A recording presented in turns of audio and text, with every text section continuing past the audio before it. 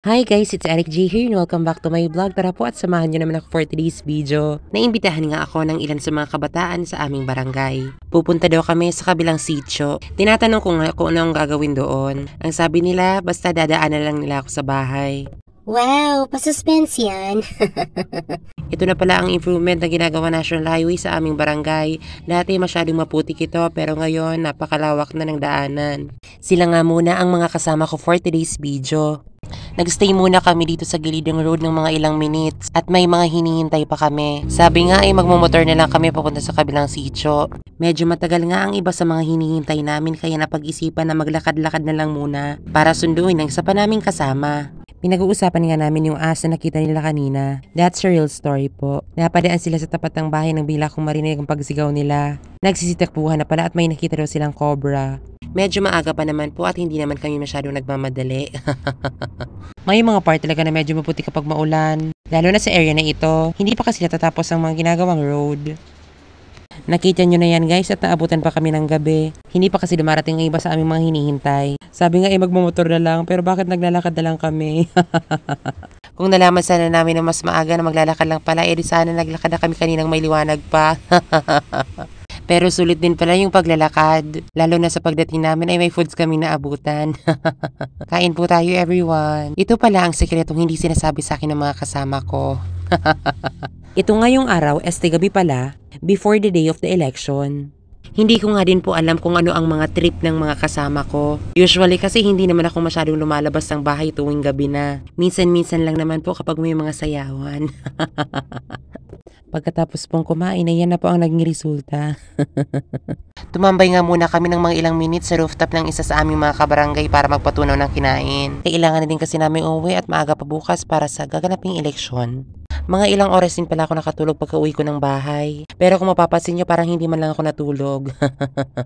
Nakaligo na din pala ako dyan at handa na akong umalis. Magwa-watcher pala ako for today's video. Sinabi nga sa amin na bago magliwanag ay dapat nang doon na kami. Kaya madilim pa lang ay umalis na ako ng bahay. Okay lang naman po yan basta't may buwan akong naaaninag. Kahit nakakatakot po maglakad pag siya, okay lang naman po. Naabutan na tuloy ako ng liwanag. Aswang yarn.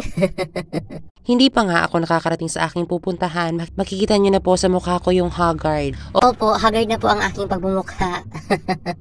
Umulan nga pala kanilang madaling araw kaya didikit talaga sa tsinelas mo yung putik. Especially kung nakasapatos ka talaga. At sa wakas ay nakarating na din po ako. Sa mga hindi po nakakaalam, dito po ako nag-aral from grade 1 to grade 4. Ito din po ang room ko from grade 3 to grade 4. Magkahalo kasi noon ang dalawang grade level. Hindi ko lang po alam sa ngayon kung magkahalo pa rin sila. Area na ito ay yung garden po namin. Diyan mismo sa likod na yan yung aking taniman. Minalas lang ng konti. Ginagawa kasing jingle area ng mga kalalakihan noon. Diyan po sila laging umiihi. Kaya pag magtatanim po ako, medyo iba yung smell. Medyo maaga pa naman po at wala pa yung ibang teachers. Kaya pumunta muna ako dito sa kapilya. Marami pa palang kailangan i-improve. Kailangan na din pala itong maayos at isang buwan na lang ay malapit na naman ang fiesta. Yan din pala ang isa sa mga magagandang rooms noon. Nasira na lang pagdaan ng maraming bagyo. Hindi na naisaayos at wala namang budget ang school. Kapag mga bulubundukin talaga ang lugar is hindi masyadong napapansin ng mga organizations para matulungan. Hapon na din pala na makapag-video ako. Medyo busy din kasi ako kanina. Nakasama ko din pala dyan ang aking cousin, friend, kaaway, and then former classmate. Naabutan na naman po kami ng gabi. Hindi pa po kami makakauwi at marami pa pong pipirmahan. Isa nga po ako sa mga naiwan na watcher ng isa sa mga nanalong kandidato para sa SK chairman. Hindi pa po ako makakauwi at dahil iyon ay isa sa mga kondisyones ng mga teachers. Makakauwi lang po kami kapag natapos na nila ang final results of votes. Kailangan din kasi ang aming signature in thumb mark.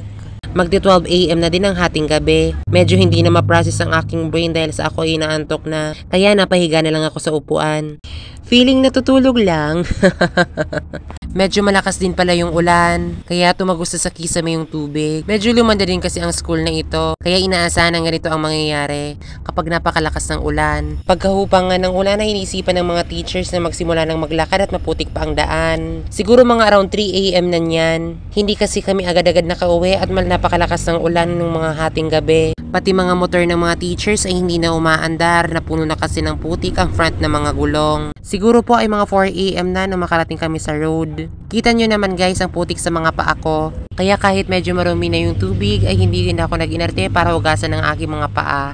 Kita nyo naman guys sa mukha ko na kulang pa ako sa tulog. Syempre, mas kulang ang tulog ng mga teachers. Kasi kahit pa paano ay nakailip ako ng konti. Laking tuwa nga ng mga teachers ng isa sa mga barangay kagawad ang nanalo ay dumating para sila itulungan. Wala kasi silang masakyan. May isa pa palang dumating ang isa sa mga anak ng mga nanalong barangay kagawad. Nagtulungan sila para makuha yung mga motor doon sa maputik na area para madala dito sa road.